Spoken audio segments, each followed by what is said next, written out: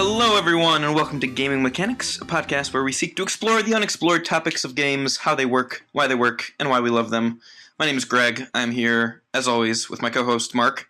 Hello there. And I'm really excited about today. I'm, giddy. It's ridiculous. I forgot how much of a nerd I am. So last week we talked about rating systems and the ESRB, and out of that came kind of the discussion of the reason that we would have systems in the first place for rating due to graphic content and the effects that can have. So this week we're going to tackle the ever-exciting and totally not controversial at all world of violence in video games and what it actually means on a scientific level. Yes, in all seriousness, though, there is quite a bit of controversy around this, and we're going to throw out a lot of different pieces of information, a lot of different studies, and just try to get a better sense of the problem as a whole and what people have found. But of course, it's going to be inconclusive. Like we cannot say, I guess I'll ruin the episode for you right now. We are not going to end this podcast by being able to say that yes, for sure, video games cause violent behavior or it has Right. no effect. So yeah, that's very much not the point of this. I believe everyone listening can certainly make their own opinions, but just this would be more informative. Both Mark and I. Mark's a mental health professional. My background is in psychology, particularly psychological research, and I went to I guess we can say where I went to school, right? That's not a big deal. Sure. Yeah, I was thrown to the University of Michigan, which is a big research university, as well as particularly in terms of social psychology is a big leader in that field worldwide, and got to work in some of the social labs as an undergrad, and then got hired after the fact and did professional research for about a year. So I at least have some semblance of background. I'm not by any means an expert or leading member of the field, or even a doctorate. But I do have a lot of experience in both research methodology as well as psychology specifically. In fact, for my methodology course, I had to create my own study and I ended up doing it on empathy and violence in media. And actually, I didn't find any effect, but it was also a really tiny study. So really hard construct to get at as well. But anyway, point is, we at least have some semblance of tiny little bit of clout, perhaps, in talking about this subject. Right. But certainly are not experts, and I don't want to come across as being the arbiter of truth. I just want to present our findings and hopefully distill a whole lot of information into something that is pretty easily accessible. Right, yeah, a little bit more approachable. And this conversation won't be very, video game sort of examples heavy. We're not going to be using too many specific scenarios in games. It's going to be a bit more psychological in nature, but stick with us. We think it's going to be informative and helpful for understanding, again, why we have a rating system, why it matters, or maybe doesn't matter, what sort of content you're exposed to or you're exposing your children to. Right. So. And hopefully it's an important thing, too, I think, is the reason why we're doing it. It is a really important discourse to have across the board. And I think video games are a really important part of that. So to start off, I just want to, one thing that came across the most, I think, across everything that I saw, both amongst academics as well as just media publications, is the very, very often touted, it's a graph of the past 12 years specifically, and it shows the decrease in violent crime over the past 12 years and the increase of sales of video games, and particularly sales of violent video games. And this is very often used on both sides, actually, to support their conclusions. On the side of the people who are making the claim that violent video games particularly are not harmful or do not increase any aggressive behavior, say, hey, look, it's obviously this can't be happening because violent crime is decreasing and video games are increasing. So, la-di-da. On the other end, actually, people are using this specifically to make the point. Well, I'll get to that in a second. The reason the first one, Mark, you want to talk about just correlation for a second here? So, I mean, the problem is that those two graphs are, of course, inconclusive. Like, there could be so many things going on. If you're talking about the effect of an entire society, obviously there are literally thousands of variables. And Yeah. just because you happen to be looking at one, sales of video games, and it has the same trend as another variable you're looking at, that does not imply a very strong relationship at all. It Yeah. could just be coincidence. And when you're dealing with that number of variables, um, coincidence becomes more likely, just Yeah. because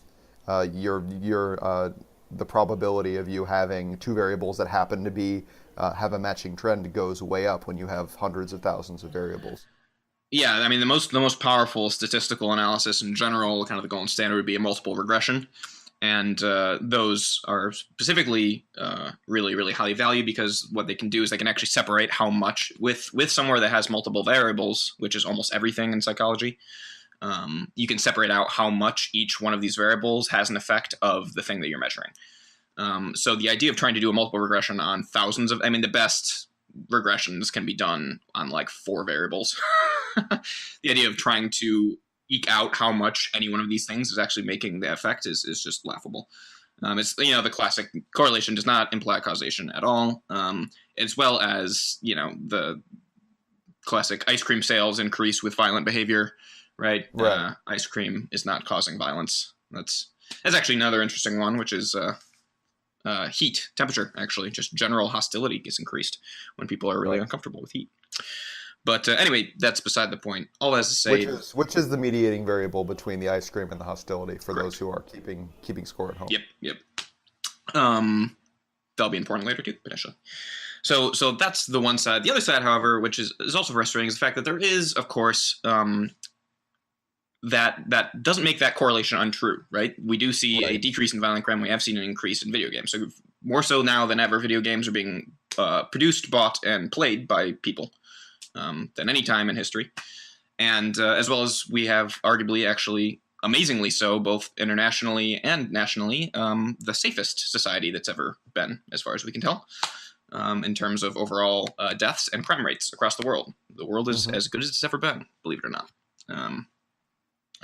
And that's not that. So in so much as a lot of the rhetoric we talked about last week, the institution of the ESRB actually came at a large social scare in the early 90s by the U.S. government of the effects of violent video games on the youth, as well as some statements made by the APA, the American Psychological Association, which is kind of the leading board. They're the ones that will publish the DSM, Diagnostic and Statistical Manual, which codifies kind of the Bible of psychology, psychopathology specifically, so psychological disorders. They're the ones that are responsible for that. They're kind of the go-to authority in America, at least in large part, psychologically. And they made some statements that were very, very strongly worded and kind of fear-mongering, apocalyptic, I would say, in terms of their wording, in terms of how much of a statement that violent video games are having on the youth slash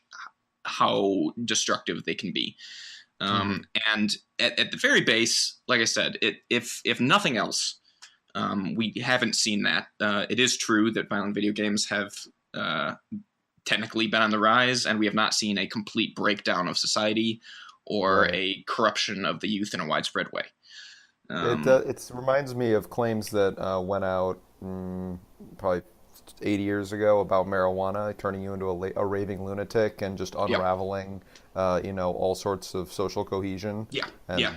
And Yeah. the proof is in the pudding. Like the fact that the city of Denver Yeah. still Colorado exists hasn't burned down yet. Yeah. is proof that that is just clearly wrong. Exactly. Now, marijuana has effects on people and their behavior, Precisely. but it clearly does not destroy the fabric of society. Correct. So I that's think the same thing can be said about violent video games. precisely wonderfully worded. I think that's the big thing I'm kind of hoping that this podcast will be able to convey is that it's super complex, super confusing, but a moderate take on these things I think is really really key for any science, but particularly social science that is so wrought with interpretation by necessity. It is very, very important to talk about these things moderately and humbly, actually, with a great deal of humility, because for as advanced as a lot of our scientific acumen has become, we still, particularly with humans are complicated, man. It's really hard to nail down why we do what we do. And we're very, very, very complex. So I think if there's one thing you take away from this, it is that look at these things, look at everything that you see with a critical eye, certainly, um, and try not to jump to huge conclusions too quickly. So, with that being said, we're now going to look over things critically and jump to some conclusions. So, Let's do it. again, before we get into the horrible meat of it, just one more little distinction I want to throw out there. I realize not everyone studied psychology, so there's some terms that I will be throwing around that might not be apparent to everyone. So I just want to real quick differentiate out four things. One is the difference between desensitization that we're going to talk about, and then aggression. So those are two different things.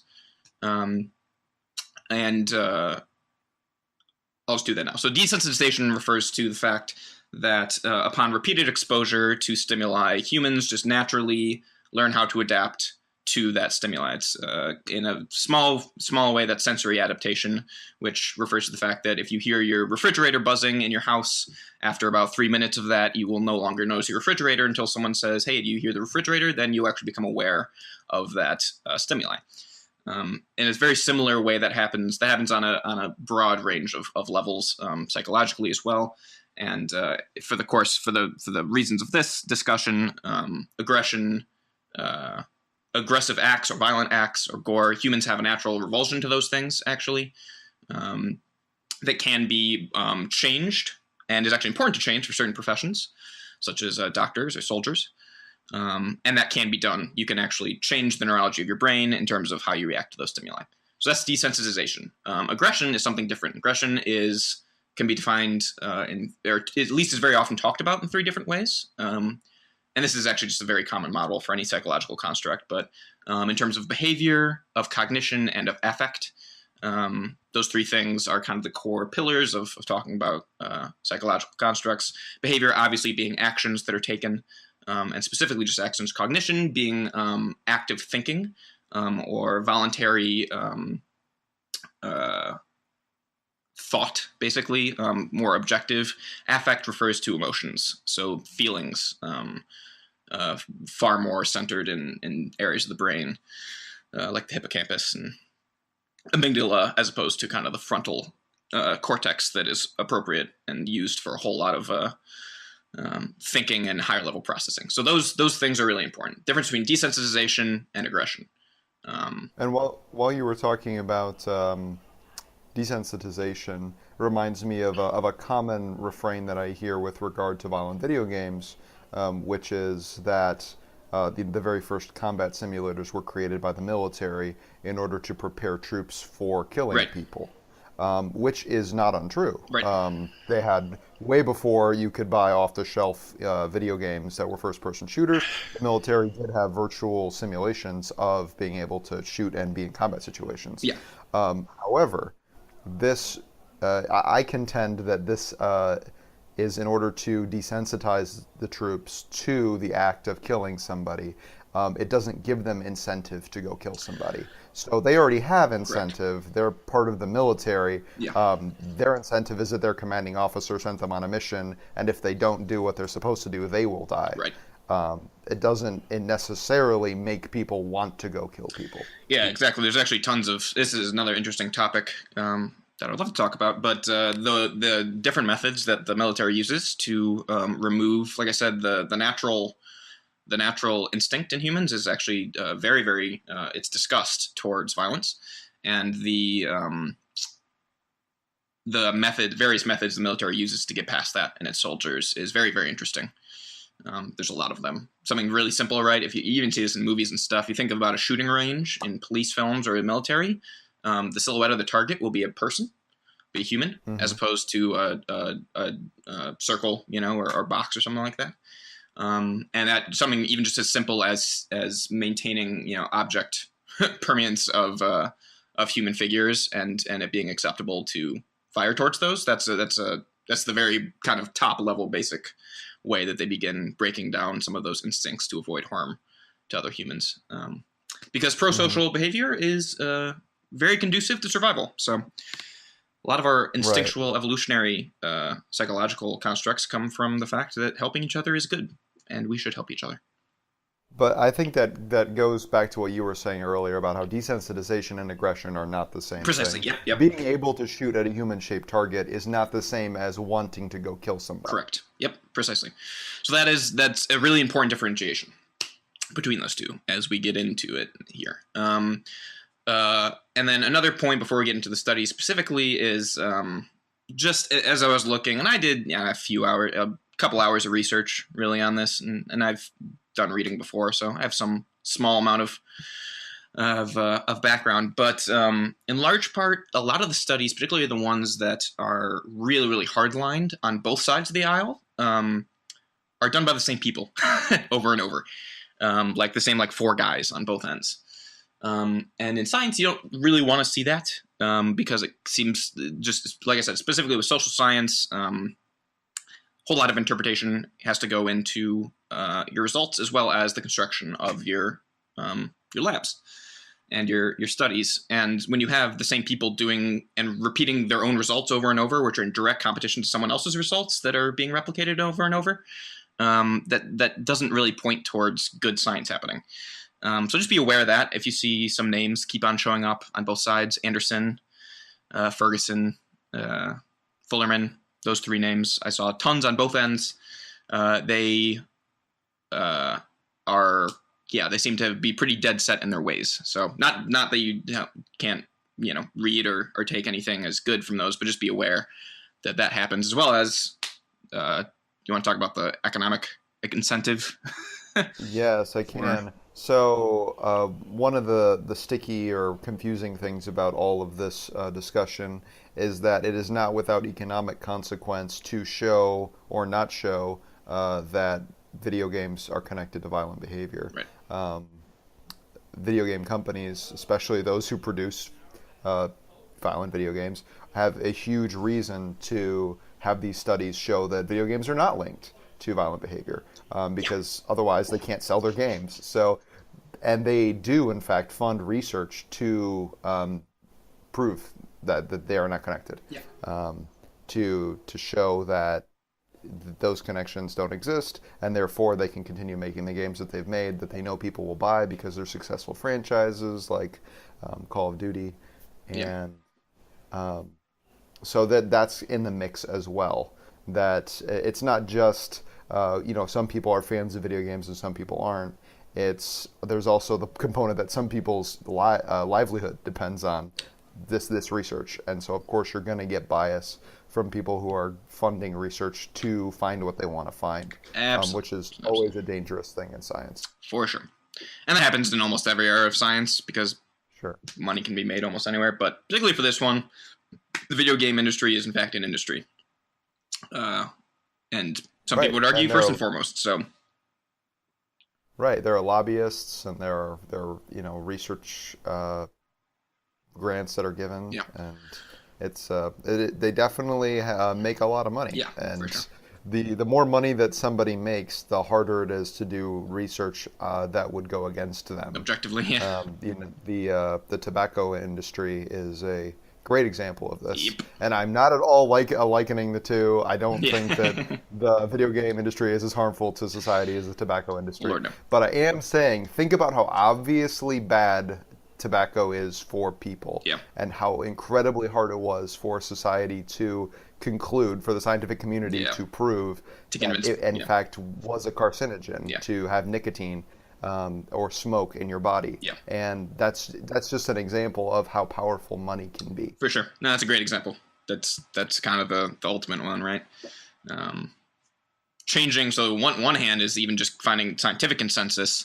The other side of it is then changing public opinion on things is notoriously difficult. And one thing that is really good at changing people's minds, or rather an effect of, is just you need a lot of money to do that. So yeah, places where there's a lot of money tend to have ability to do that. I think it's also I think if at any point any of these things, this is really important to spot check people. But if you want any more information on any of these claims we make, please ask, and I can give you the references and the studies that I'm citing and looking at. I'm not going to go into them for the sake of brevity here in terms of the citations, but yeah, it's all. academic, peer-reviewed journalism, which is super important because citing your sources is really the only way to have a good discussion about this.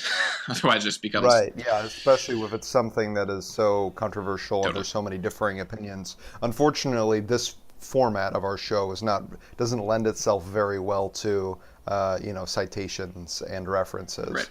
But you'll just have to trust us to relay that information. And if you want specific citations or our resources, email us. I might put some up on the Facebook page too, just to distribute those out. Yeah, sure. Yeah, no, that's fine. I can't throw them all up, but I got them all in case of emergency, which is anyone contacting us at all.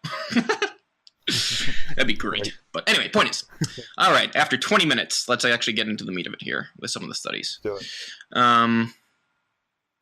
Let's see here. I think the first thing we could talk about is the idea of catharsis.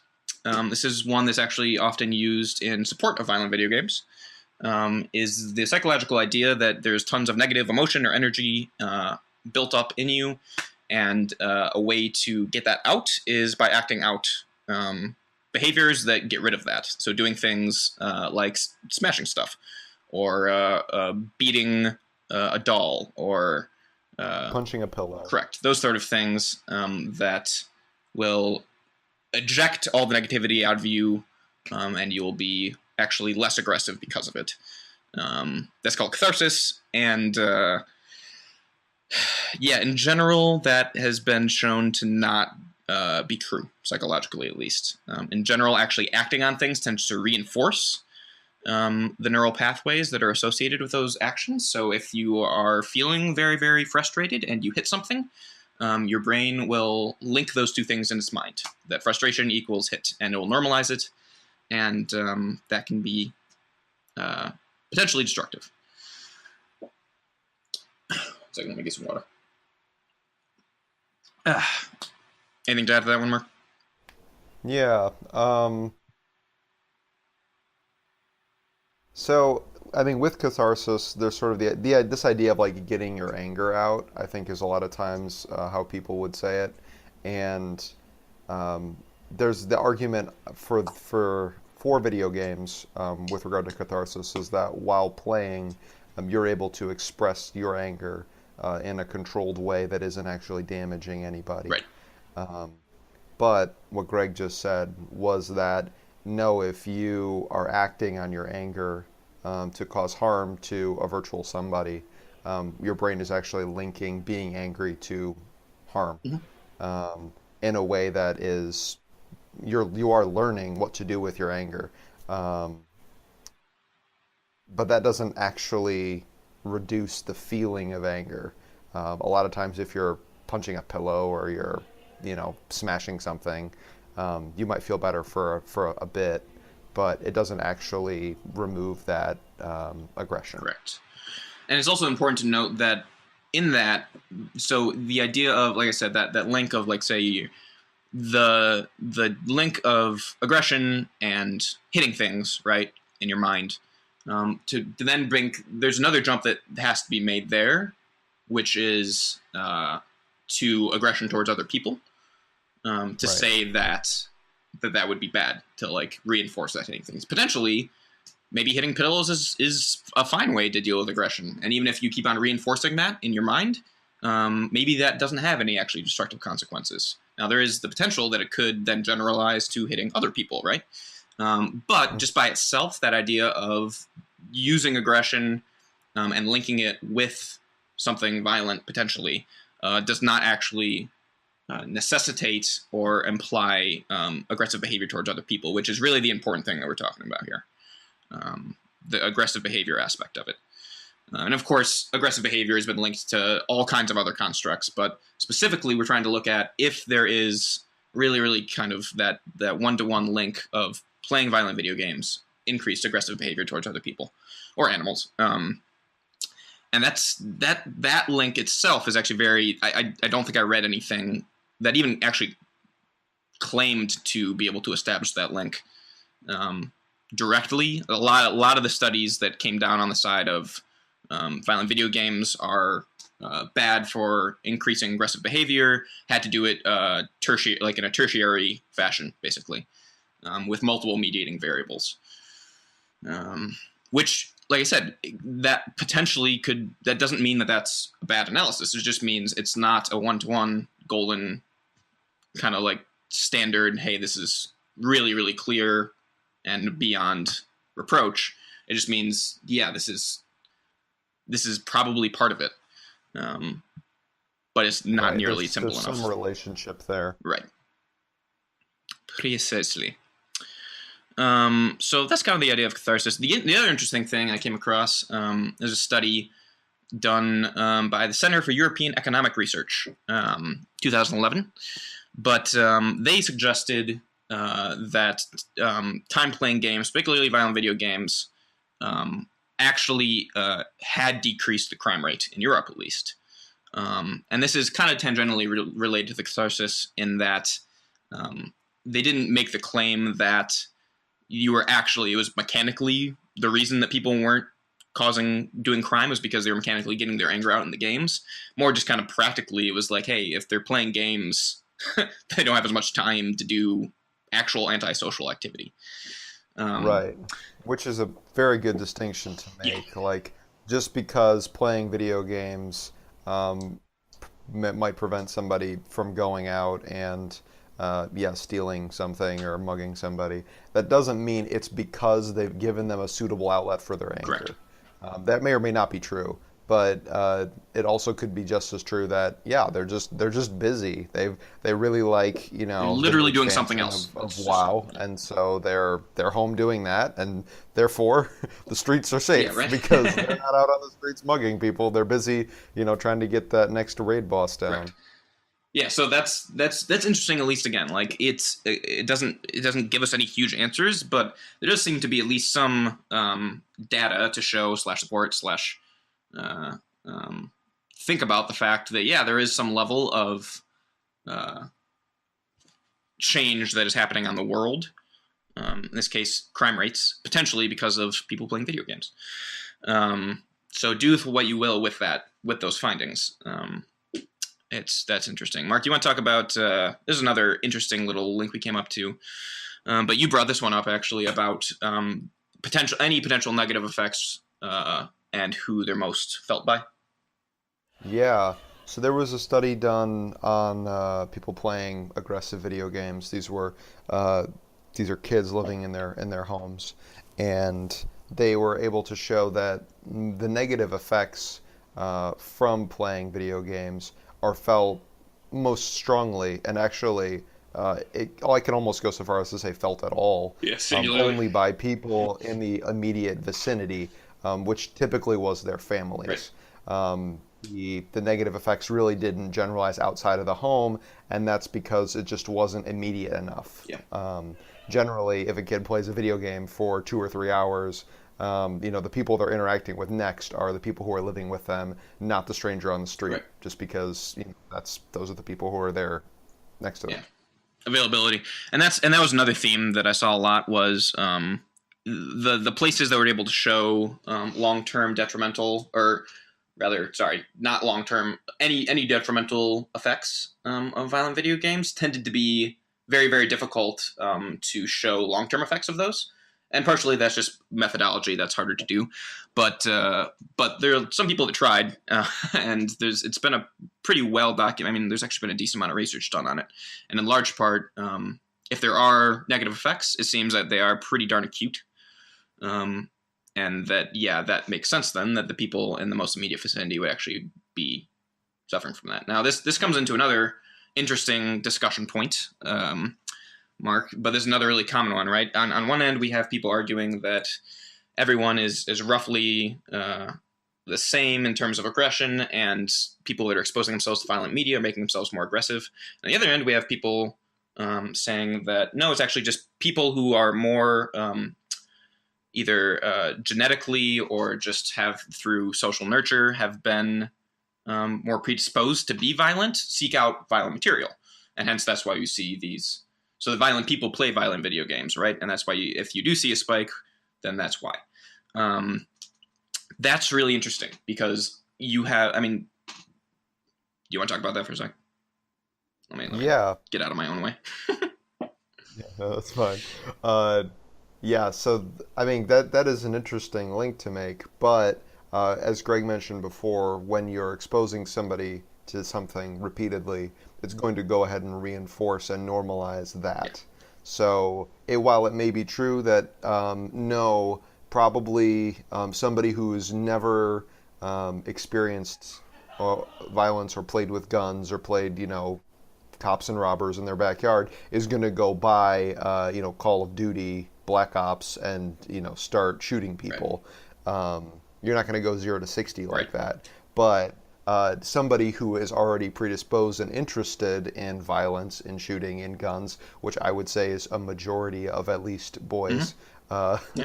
and actually, we'll talk about gender differences in a Yeah. second here. Yeah. That's a good But thing. when they expose themselves to more extreme forms of what they're already pretending or acting out, that can have a reinforcing Yeah. effect and allow to become more normal to them. Precisely, and I think that's a great. Yeah, that was exactly kind of the point. Was that it's again. I don't think it's ever as simple as only aggressive people. Obviously, only. I mean, I'm not an aggressive person. I've never been in a fight, and I have played a lot of violent video games. So obviously, not only aggressive people seek out violent video games. It's just not that extreme, right? It's all pieces of the puzzle. Um, Right. And I would say that aggressive people, people who already have anger, are certainly more likely to act on whatever is yeah, normalized, right? So we talked earlier about how just because something is normalized does not give you the incentive to do that thing. It just means that if it happens, you're not going to have a yeah, reaction. Now, people who are more aggressive, they have that incentive, and so if you make it more normalized and you have combine that with the incentive, okay, now that's more of a dangerous situation. And so somebody is more aggressive, I would say, normalizing violence for that person is more dangerous. precisely, and that's another thing that's talked about often. I mean, aggression is. Has been studied a lot as well, particularly aggressive behavior. Kind of the leading model for that is called the generalized aggression model (GAM), which is psychologists are not particularly creative in their naming of constructs. It's hilarious. They just like literally, it's just descriptive. I saw one. What was it? It was a model that it was 4 words all hyphenated. It was like it was just exactly what the model was. I was like, you didn't describe the model. You just listed all the things in the model. Um, but anyway, the generalized aggression model. I think that's called the hyphenated model naming scheme. Yeah. Dude, that's perfect. Oh no, that's so meta. There's like this. I forget where I saw this, but it was a thing that was just satiring meta-analyses, which is a really specific niche humor, but I thought it was funny. That is very No, nice. it was like we searched all database, like every meta-analysis starts with like we searched all databases for the terms blank blank blank blank blank. And so like the meta analysis would be like we searched all databases for the term, we searched all databases for the term, and how deep you can go with that. And it was just like its own Yeah. article getting quoted back at itself every it was funny. Anyway. Okay. Where were we? Oh yeah, just the fact that so even the generalized aggression model is it reflects exactly that aggression is built, it's cyclical in nature, right? So you take initial stances in terms of potential genetics, and then any habituation, then you put a circumstance in, and then the reaction to that circumstance will then and then the consequences of it will then reinforce the pre-existing conditions there. So that's exactly what Mark was saying in terms of the way aggression can work, and then Right. yeah. And I would say aggression will always cause or if you act on your aggression, you will always become desensitized to it, right? Yep. Because you're the one acting out the violence and doing these things. And so, of course, you're going to experience it and get desensitized to those repeated experiences. It does not go the other way. If you watch somebody be violent, that does not mean that you will be Correct. violent. It just means you become less surprised that they're violent. Correct. Yep. That's a great way to put that. Um, gender differences, real quick, just briefly. This is important just in terms of, like I said, a lot of meta-analyses have been done on this because we're looking for big, broad trends as opposed to kind of really easy. It's very, very difficult to show in any single study or lab experiment this link. So meta-analyses tends to be the way to go. It's also just a lot easier and cheaper than experimental studies because you can just, I did these in an undergrad, right? Like that was the entire muscle required as opposed to a team of people. The problem with those is that obviously those tend to be done in bivariate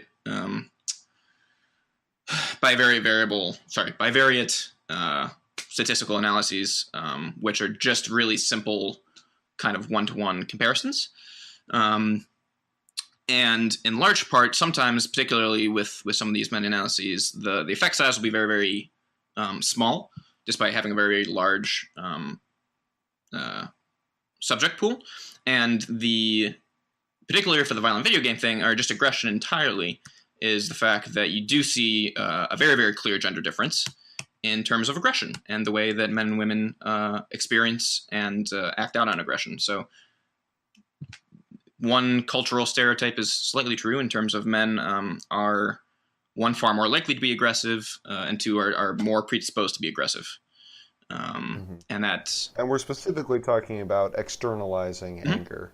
Yep. There have been studies that, and I actually don't have the citation for this, so I hope nobody asks about this one. But studies have been shown that women are more likely to internalize anger. Yes. Yeah. And men are more likely to externalize anger. So when we're talking about aggression, we're not talking about self-harm or anything like that. We're talking about aggression toward other people. Yeah. And the other part of it too is like there is just biological components to it, in terms of just like neurobiology, right?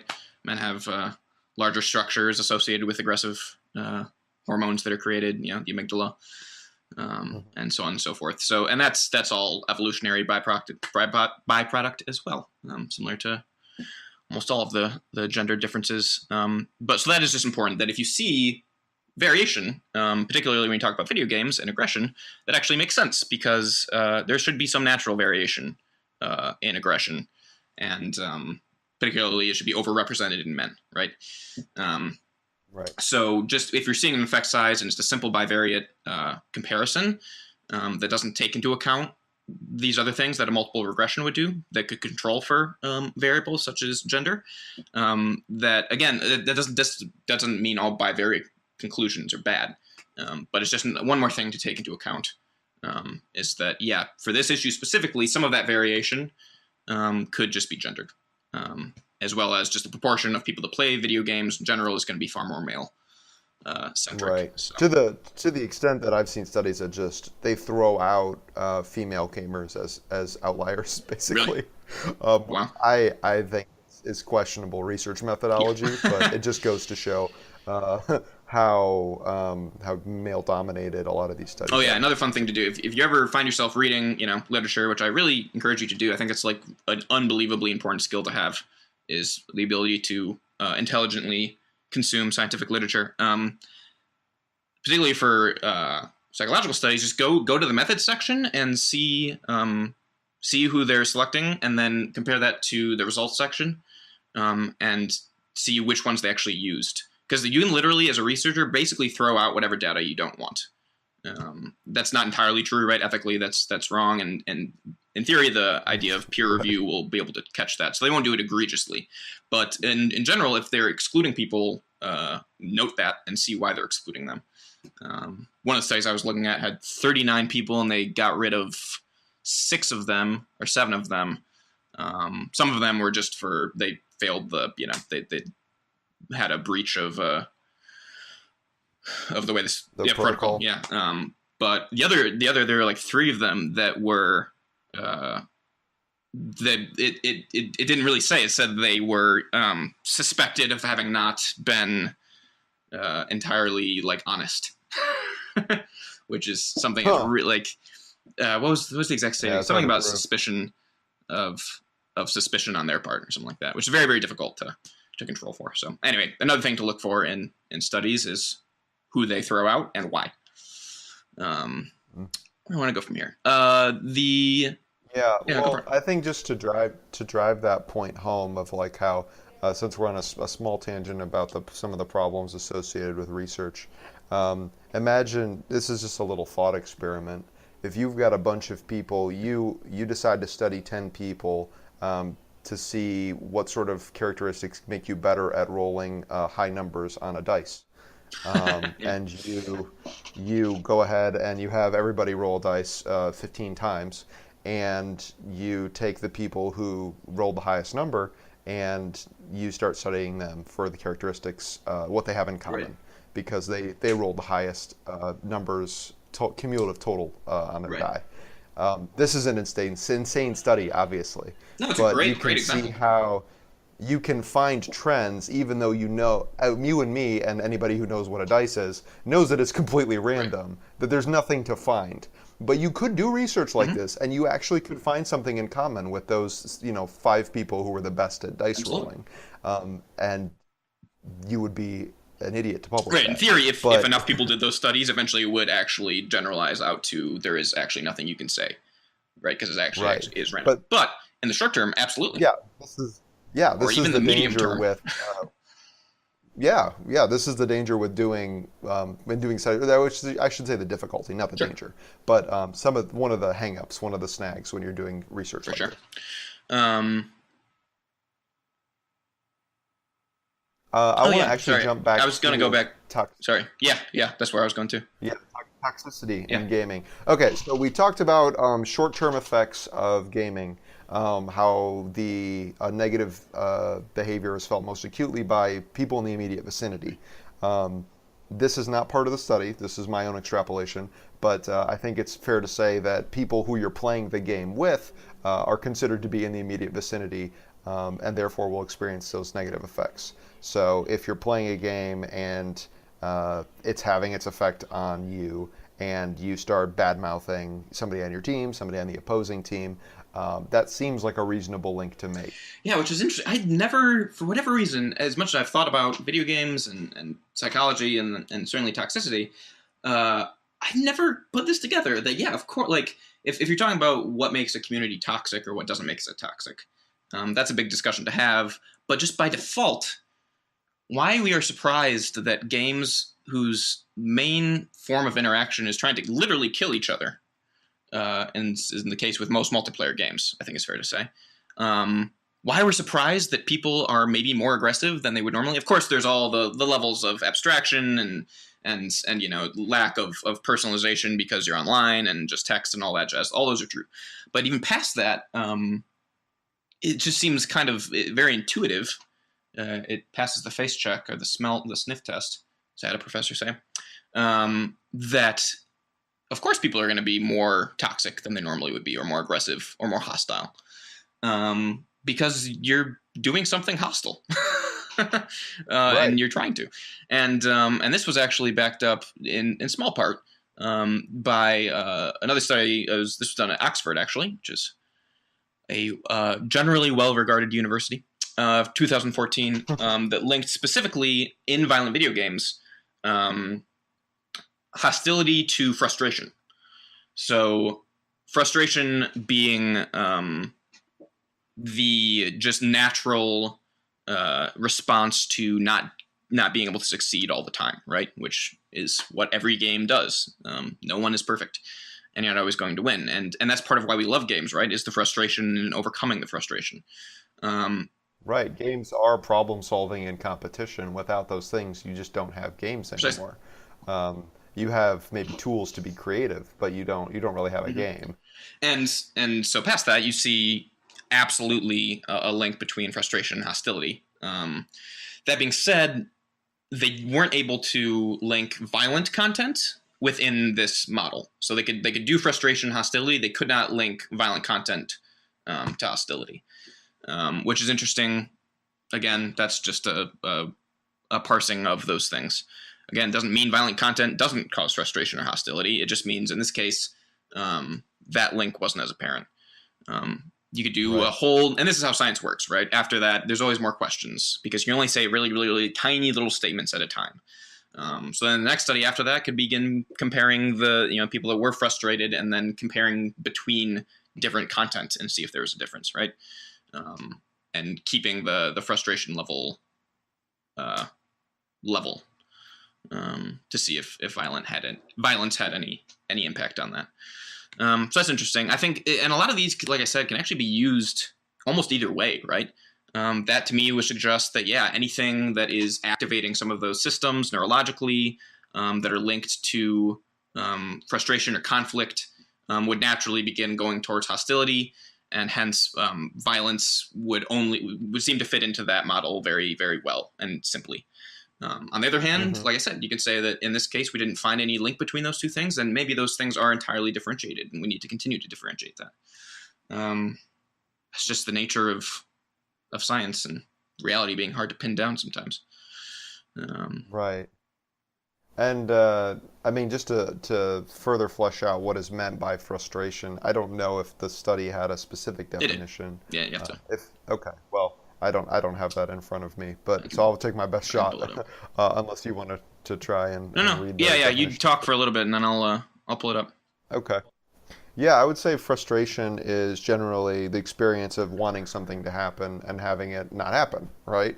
And then having anger associated with that, or feeling aggressive, kind of getting charged up, and wanting to bring all of your might and power to bear in order to get that thing to happen. So, in gaming parlance, a lot of times we say this is, we're going on tilt. Right.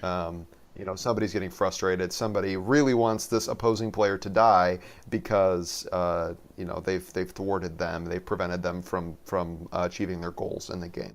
And so, Greg, would you have a specific definition for frustration? I don't know. I don't know if I actually have access to the full study. It's through the through PubMed. A lot of journals actually require subscriptions or access through university, and seeing as I've graduated, I cannot see the entirety of the citation. You just have the. I just have the abstract. The abstract and the fine. Yep. So I can't give you the exact. I mean, anytime you're talking about constructs like that, you have the first step of any study is like actually, if you're going to be doing any semblance of work on it, you have to really, really strictly define all your variables and in an actionable way. So I'm sure they had one. Right. Competence. Yeah.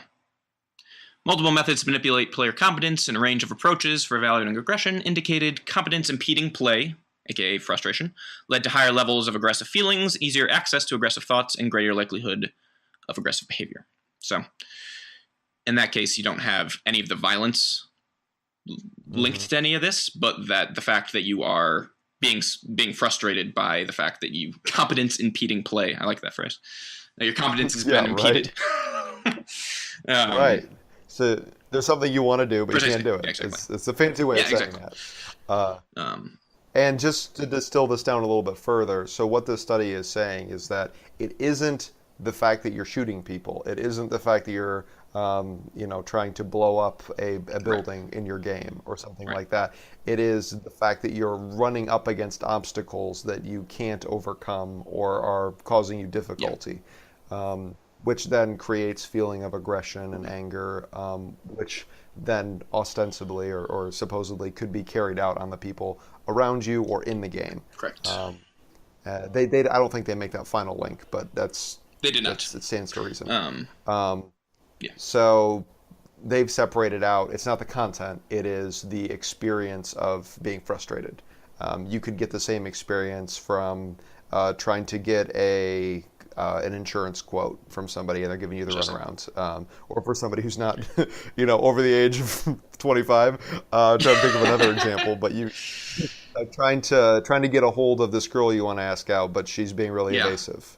Like that, you could similarly get frustrated with getting that. ID checked at. It really doesn't have anything to do with being a video. Speaking of which, I saw Stephen King's It over the weekend, and got ID'd at the movie theater, which has never happened to me before. I also have a full beard right now, and do not look under 18. I mean, I'm 25, so I'm not like 40 or anything, but I really do not look 18. And yeah, they checked. It might have been my roommate looked a little bit younger. Might have been him, but maybe they just had a lot of people trying to get into it who were underage. I don't know. It was just, I was like, really? Like, That's some competence in being yeah, a player. for sure. Right yeah, there. right. My confidence was impeded, except for the fact that I then got my ID out, and they were like, "Oh, you're 25." So That's I'm not right. 25. I'll be 25 next month. I'm 24 right now. I've jumped ahead a month. Okay, you're getting there. I know. I'm basically 25. Okay, so All right. Well, do you want to move on to talking about the longitudinal sure. Yeah, study? I'll throw this one out. This is a cool one, done by my alma mater. Actually, both of ours. If I'm gonna out Mark. Yep. Mark also did his undergrad at UM. Can't believe I you know. like that. But this was done 2011. It was done over 30 years from the late 80s to it was published in 2011. Okay, so no, it was 1981 to 2011. And it was big, large longitudinal study, rather. 14,000 participants. And in large part, so this wasn't just about video games. This was about actually just the construct of empathy, which is very, very often correlated with pro-social behavior, and is a super fascinating construct. Like I said, I did a project on empathy. I think it's a really, really important thing. And in large part, the conclusion was, and actually haven't seen the exact what this number means, which is also important. But they found a decrease in empathetic outcomes by 40% over the past 30 years, which is significant. That's a lot. And is also sad and makes sense to me. And some of the reasoning behind it was as follows. The effects of isolation in a increasingly technologically oriented society, more time with informational media, being spent, a societal emphasis on selfishness that has continued to propagate over time, and individual achievement, changes to parenting practices in terms of the amount of involvement in parents with the content that their children are seeing, and then just a general greater immersion in all forms of media across the board and just technologically. So these were the things that they discussed as the primary reasons for this decrease in empathy, which all make a lot of sense to me. The important part in there is that the greater immersion in all forms of media, and they said including but not limited to news, television, radio, and video games were mentioned. So again, hopefully at this point you have this not saying that video games have decreased the empathy of an entire generation, but the empathy has been decreasing. And so when you're thinking about these problems and thinking about, how much does the content in video games that I play matter, I think it does. I mean, this is another thing that we didn't get to too much, and I won't go into, but there's very, very well shown fact that desensitization happens and that video games do that, and particularly with violence. Spoiler, I have those citations for if you want them. That one's pretty darn clear cut and dry. That being said, just taking that into account of what you are doing to yourself in an environment that is already seems to be predisposed and having a lot of other factors attacking empathy. Do we need one more to be put on top of that with violence in video games? That's the decision everyone has to make. I don't know if there's a correct answer to that, but just the overall change in that is really interesting. Yeah, if you think about, I think it is important to consider how are games affecting me personally, and how are they affecting the way that I relate to the people around me. Because, if you spend time getting frustrated about games and you take that out on the people around you, that will harm your relationships, for sure. If you're exposing yourself to violent content and you become desensitized to it, no, that isn't going to make you go out and hurt a person in real life. But what it does mean is that if you were to ever get the incentive to hurt somebody, it will be easier for you to do that. Yeah. And so these are some of the things that you need to weigh and balance when deciding what sorts of content to expose you to or yourself to.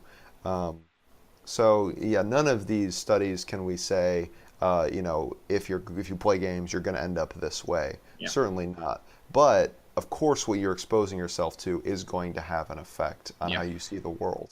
for sure. And I think that kind of like holistic response, it's really, really hard to talk about or hard to get at in terms of how you're talking about it in the literature, right? And particularly scientifically, because that's not a very sexy or scientific way to talk about things, which is you have a large amount of individual choice and ability to, relying upon your own ability to parse things that you should and shouldn't be doing or watching and exposing, and hopefully having more insight into how things affect you will make you be able to make those decisions better. But at the end of the day, yeah, that's it's kind of down to everyone to be able to police them there. If it became this huge societal thing where people had to step in because it was really, really changing to a very noticeable level the effects of people, then yeah, that's worth moving into. You can't really play the everyone has to take responsibility for their own stuff at that point. Right. But I'm not sure I've seen any argument that's able to say that. Yeah, Um, the effect doesn't seem to be strong enough and isolated enough to video games. yeah, If there is a strong effect on a society-wide level, right, I would say it's more pervasive than just video games. for sure. As this longitudinal study stated, increased isolation and time spent with informational media and all forms of media, frankly, And all forms of it's important to entertainment. note that even that, once again, it's just linked to the construct of empathy. So that's again not even directly related to aggression necessarily. Right, right. Um, It's just linked to not aggression. right, exactly. It's linked to pro-social behavior. Yep. And there's levels of there's been tons of studies on empathy and aggression and how those things don't go together. So um, basically, again, similarly with what we were talking about with the military, to get you to hurt people, they have to eliminate your empathetic responses. So Right, that's a thing. You can do that. right. So it's a roadblock that's being worn away. It isn't the car that's going to drive you down the road, but Right. it's one less thing standing in your way should you decide to grab the keys. Mm-hmm. No, that's a good. Um, That's a good way to put it. So a couple more points, and I think we're going to kind of wrap up here. yeah, Because I think we made our point decently well. Um, two things. One, I think it's worth noting again that most studies actually this is true, particularly for psychology. Most studies are done on undergraduates because most universities that do research have programs that you can get credit or you can get paid as a student to do research with your faculty. It's a really easy source of participants, and so, like I said, most actually in general, most research is that way. It is important to talk about when we're talking about particularly the way that behavior can be changed, differentiating children and adults for a couple of reasons. One, obviously, or maybe not obviously, if you don't know much about kids, kids just are one, their brain is less developed, and the last part to develop is in fact that frontal cortex, neocortex region that I was talking about earlier, that is responsible for your ability to modulate your desires and inhibit behavior. So children have less of that. So in general, kids are going to be acting out more on just across the board for everything that also includes aggression. So if we're talking about the effect of violence on children versus adults, that is actually potentially different. And it's a whole other discussion to have. So when you see these arguments being made and then someone shifts it to talking about kids when all these studies have been about adults, that's a logical fallacy. right. And that's kind of usually it's going to be an appeal to emotion, right? Like think of the children, and it's like no, that's fine. Let's think of the children, but let's actually do research on the children, Right. and Let's think not about do them research as on adults children. and then generalize it to kids, because you will have different results. And in general, so the other side of that is that kids go through different what's called critical phases or critical periods in learning, where their brain is particularly well designed at that point in development to begin learning something. The most common way that kids learn things is through imitation. This is just true. Social mirrors, watching their peers. That's how you learn things. That's true in language. That's true in etiquette. That's true in athletics, just across the board. So there is potential for, if we're talking about learned changes or neurological changes even, that's when the brain is also the most dexterous. It can change the most. It's a time of very high plasticity. It's very easy to change.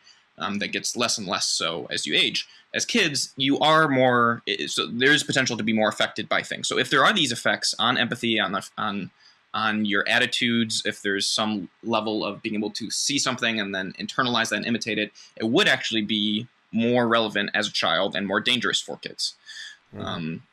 So in all of this, we've been I'm very about actually pro video game ratings, believe it or not, for this reason specifically, which is, in so much as it's inconclusive, it seems like there's definitely some things that suggest that violent video games definitely affect you. For kids, it affects them more, just period. And the potential outcomes are a lot more dangerous there. Right. We've been talking about incentives, or at least I have.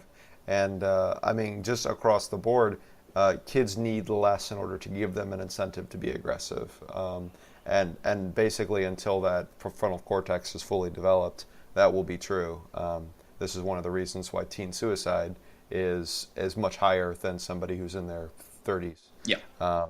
There is just Same thing with they have stronger reactions to things, almost anything, and that does include getting cut off on the freeway. And so now they have a much greater incentive to be aggressive than somebody who is 30, for example. And so again, that desensitization coupled with an increased incentive is a bad combination. Right. And so even going back, I totally support rating systems as well. Even going back to that kind of catharsis idea, if there's some level of beginning to connect in your mind aggression or frustration with then being able to take it out on someone violently, if that is a thing, then again, just kids are way more likely to be able to do that. It's easier to ingrain that in them, and then once it sticks, that's harder to change after the fact. So kids are just they are more vulnerable to things. They're a lot more malleable. They're a lot more able to change, which also means that they're able to move out of that too in the same time period. It's not like you have to be just tiptoeing around kids. Right. They are impressionable, but they're also very, very resilient. So yeah, I think that about does it in terms of. I think I just wanted to end on the note of. For all of the controversy surrounding violence in video games, which are a very, very, very large proportion of video games, there's also a really beautiful side to video games, which I am sure you know. Anyone who's ever played a game with someone and connected has experienced that. And there's a lot of literature out there too, not about violence, but just purely the cooperative and pro-social behaviors that come from playing video games. And that's actually also very conclusive as well. That games like Portal actually has been studied a lot, and the amount of both effective cognitive and behavioral pro-social outcomes we see is significant when people bond over playing a game. So even though that should be intuitive, and if you're listening to this, you probably love video games already. The science also supports there is neurologically good, significant things that happen to you when you cooperate, when you do things together, when you solve problems, when you overcome things, when you bond. And video games are a fantastic way to do that. Yeah, absolutely. And we have sort of focused on the negative aspects, or at least discussed some of the potential drawbacks of video games. But I don't want to lose that. We're doing this podcast because we enjoy games, and we want to have thoughtful discussions about them. We have in previous episodes featured games such as Left 4 Dead, PUBG, Overwatch. These are games that could be considered violent. All very killy games, if you're keeping track.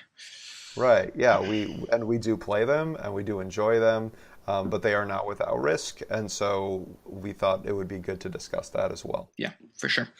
Yeah, I mean I think it's the big thing is that I love games very deeply. It's in our opening there, like the why we love them part, and I think it is because of the connection that you can have with other people through them, and certainly my fondest gaming memories are collaborative. Even if they were single player, that was when I was a kid. I would play with my brother, and we'd take turns, and getting to experience stuff together was just. I mean, it's the spice of life, man. It's what I live for. Um, so yeah, it's in so much as there are violent and the questions of violence and media portrayals of violence is a really important one. That's true, but it's also not controversial. Is that non-violent video games are very very good in a lot of ways. Right. Yeah, and And so there's then the question of how the violence gets in there and interacts, I would argue that assumedly you don't lose all of the pro-social connotations of because there's violence included. It probably does change and bring other things with it, but um, I don't know, man. The feeling when your team in Overwatch clicks and you get a team wipe, which is killing, it's violent, right. but it's positive. It's incredible, and it comes across in terms of connection. If you're in voice chat, people are encouraging each other. People are joking. They're laughing. It's connection. Yeah, it's collaborative. That's a great way to put it. Yeah, So there is an aspect of bonding to it. I think that's a good place for us to end today. yeah, for sure. Thank you for listening as always. And if you have any questions or just, oh, I know a lot of the stuff was dense. Yeah. Feel free to drop us a line. We'd love to hear from you. You can email me at Mark at Gaming Mechanics. You can email Greg, who is going to have more of the citations to this stuff at Greg at GamingMechanics.net. And we will see you next time. This is Greg and Mark signing out. Bye bye. If you enjoyed this episode of Gaming Mechanics, check out our Twitter at Gaming Mechanics or Facebook by going to facebook.com/gamingmechanics. Thanks for listening.